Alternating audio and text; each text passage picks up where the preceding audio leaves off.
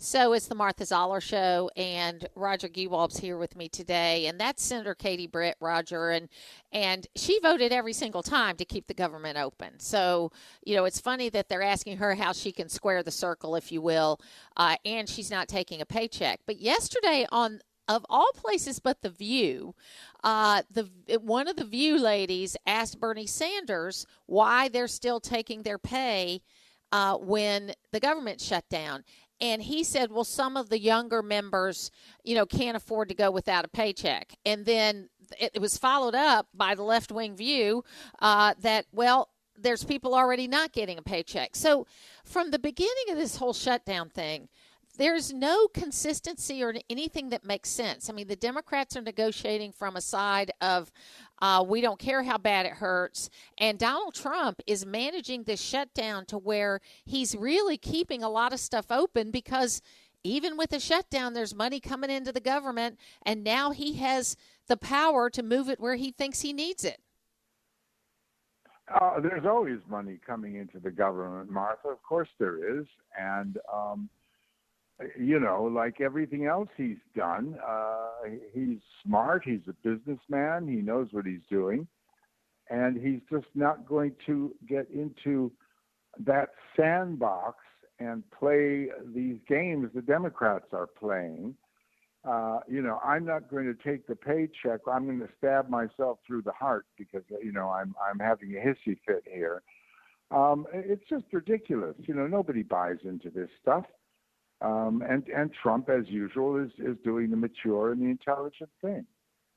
So you guys have a little debate going on over across the pond in the UK about this thing called digital ID. Can you explain what that is and how it's different than, say, the kind of ID that we all walk around with? I mean, whether it's a driver's license with a QR code on it or whatever it is. Well, I mean, we walk around with the same ID here. People have they call them driving licenses rather than driver's licenses, and passports and what they call freedom passes. You can get on the bus for free if you're over 60. Everybody's got all that kind of ID with the photos. But, I mean, they're all from different departments, and they aren't centrally coordinated.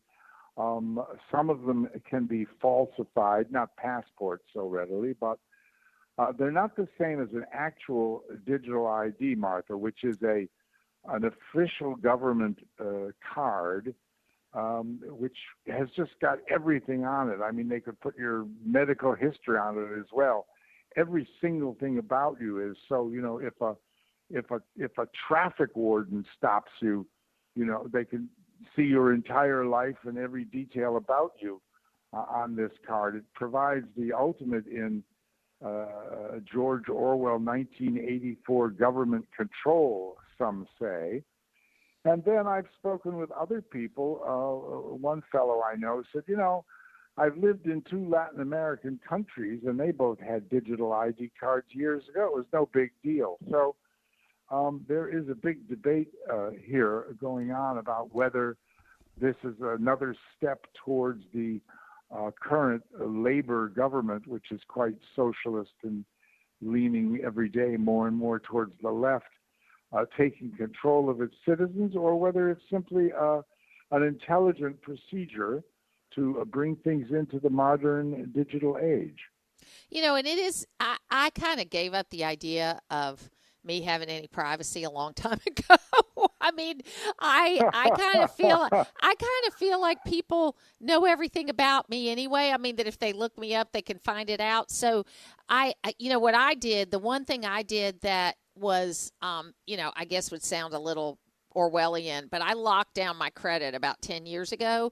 So, because the biggest thing I'm worried about is somebody, stealing my identity and then trying to open up loans and things like that. And then by locking down your credit, they can't do that. And so, and it really hasn't been that difficult. Occasionally, I've bought a car since then. I had to unlock it temporarily to buy the car, but then it locks, locks right back down again.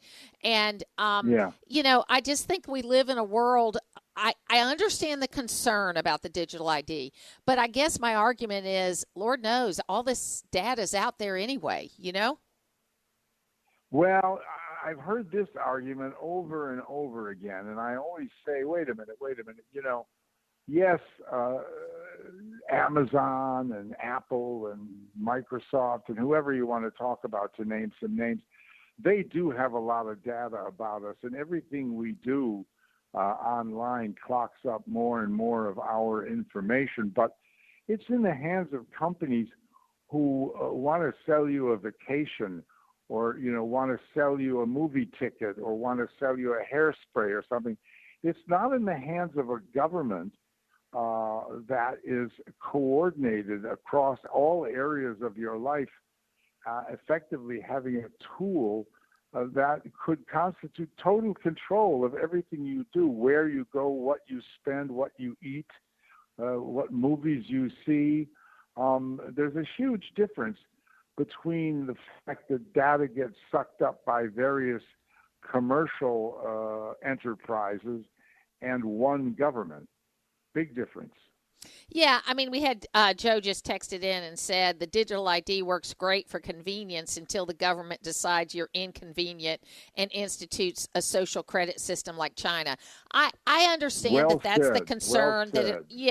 the Yeah. concern that it'll go too far, that it's all in one place. I mean, it is a little creepy that I do have an Alexa in my home, although I don't keep it plugged up all the time because I know Yeah. it's listening to me. But it is funny that if you have a conversation about a product in your kitchen, all of a sudden you're starting to see ads on Amazon about it. So I mean, I don't, yeah, absolutely, absolutely.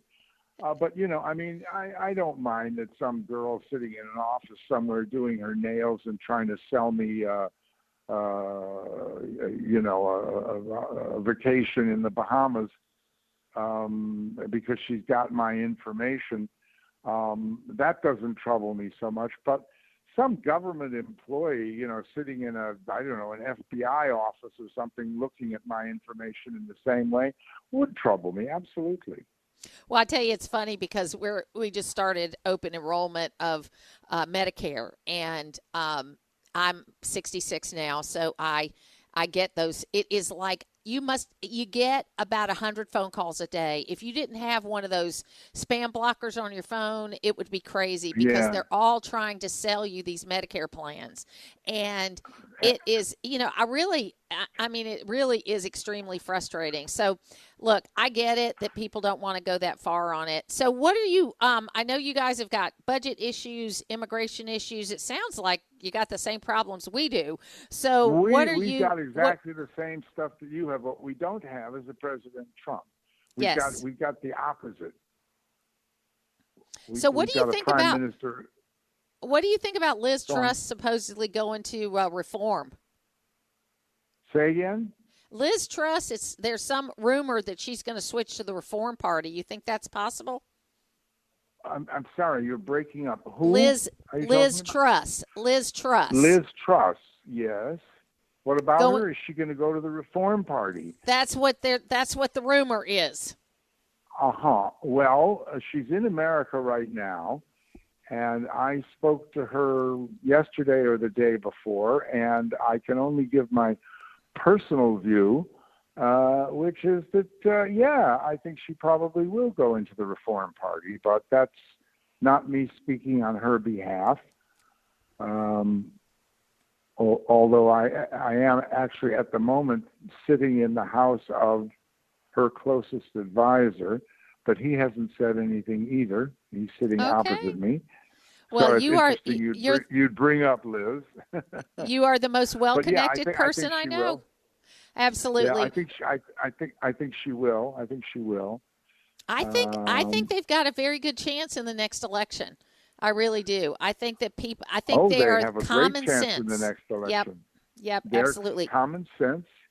They've got some organizational issues. I mean, Nigel Farage is a great figurehead and leader, but they've got their own internecine issues going on within the party, and they've got to get all that straightened out. But they've built a very good and are building a very good grassroots organization within local communities, which is the thing that kept the conservatives and the Tories so strong for so many years.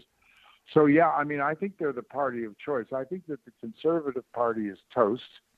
I think that Labor Party is just blown itself up already, and we're just waiting for, as you mentioned, the budget to come out on November the 26th, which is going to be, everyone expects, a complete nightmare. Liz Truss's advisor, whom I mentioned, did tell me only an hour ago that property prices in London, due to the policies the Labour Party has introduced already, have fallen between, are you sitting, 40 and 50%. Wow. So it's a real disaster. So the Tories are gone. Labour, I don't think, has a chance. The Lib Dems, the Liberal Democrats, which is the other party, have always been about as interesting as a dead mackerel.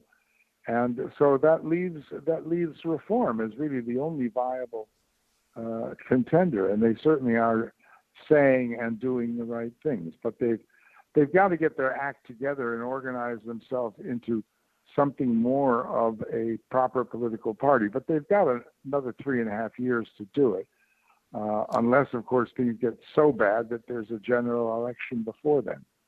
So, one more question. King Charles is at the Vatican today, and he prayed with the Pope for the first time that a British monarch has prayed with the Pope since the Reformation, I guess. So it's like many hundred years. Yes. Absolutely. And so I think what's so interesting about that is that I do believe that King Charles is a great example of a tolerant religious leader. I think he is religious himself, but he is tolerant of religious freedom in Britain.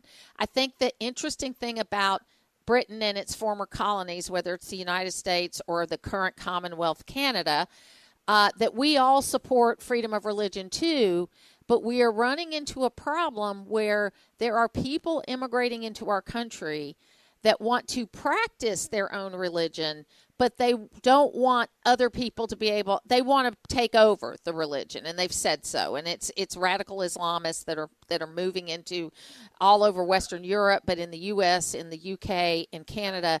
And they're not saying, hey, we're okay with everybody worshiping their own way. They're saying, you're going to worship our way. When we get control, Absolutely. You're going to worship our way.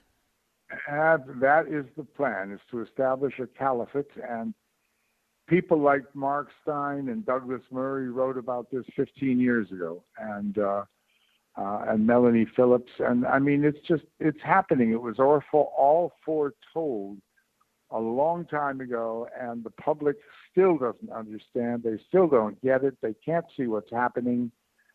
We've now got a mayor of Brighton, which is a lovely seaside town here, who can't even speak English, if you can believe. An Arab mayor of Brighton who has trouble with the English language. How the heck can you be the mayor of a British city and not speak the language? Absolutely. Roger Gewolb, thank you so much for being with us today. Thank you. My pleasure, as always.